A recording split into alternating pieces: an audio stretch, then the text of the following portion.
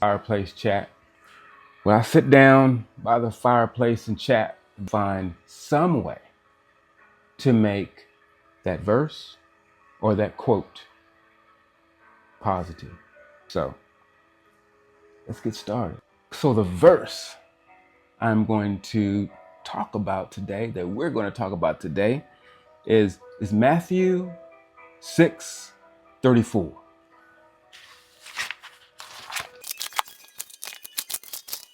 Matthew 6:34. Take therefore no thought for the morrow shall take thought for the things of itself. Sufficient unto the day is the evil thereof. This sounds like it's a lot about worry. So another interpretation of this verse would be, therefore do not worry about tomorrow, for tomorrow will worry about its own things. Sufficient for the day is its own trouble. Okay. Still, whether you looking at this interpretation of the Bible or this interpretation of this verse, both of them is talking about worrying. I think we need to look up worry. What do you think, huh?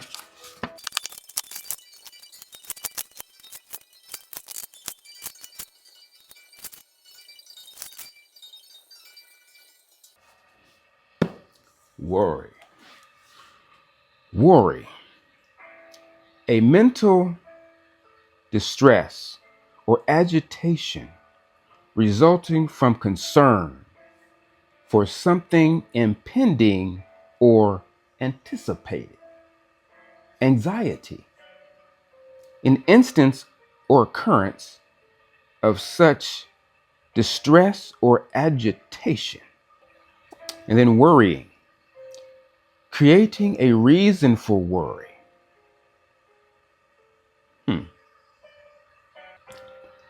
So if you think about this, you have fear.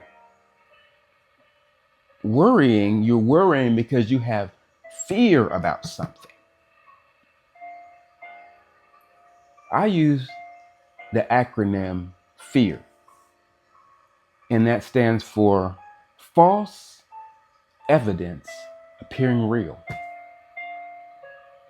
What that means is you're thinking about something. It hasn't even occurred yet. You're just trying to think about, this is what could happen to me. But do you really know with certainty that that is going to happen? No. I mean, hey, you've done it, I've done it, we've all done it. We've had something that we thought about over and over again that we don't want to happen, that we want everything to be okay, whether it's for us or for somebody else. And we think about that over and over and over again. And guess what? Worrying didn't change anything.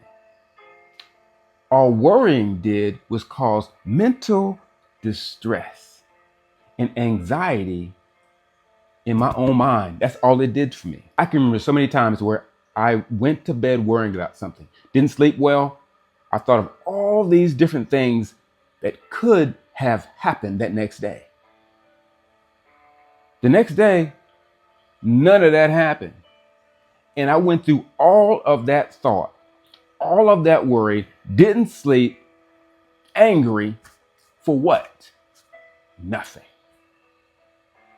So Jesus is telling us, as transcribed by Matthew, that we should not worry. We should believe. We should have hope. We can pray.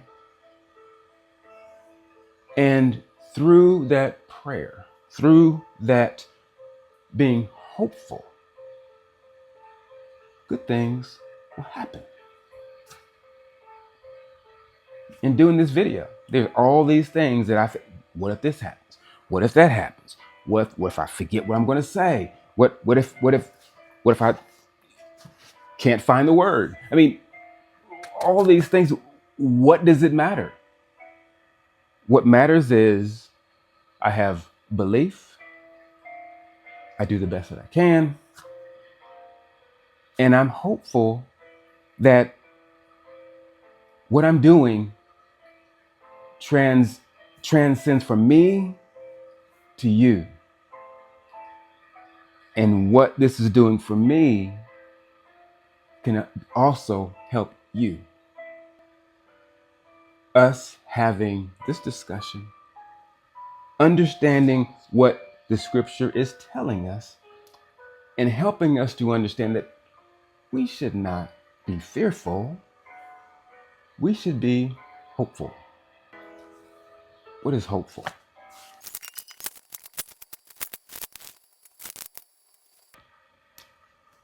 Hopeful. Hope. To cherish a desire with anticipation. To want something to happen or be true. To desire with expectation of attainment or fulfillment.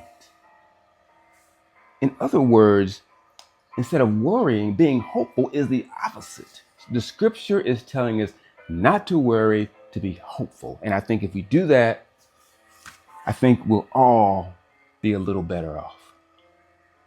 Hey, thank you for joining me. I enjoy being with you. I hope you enjoy this just as much as I do. Thank you.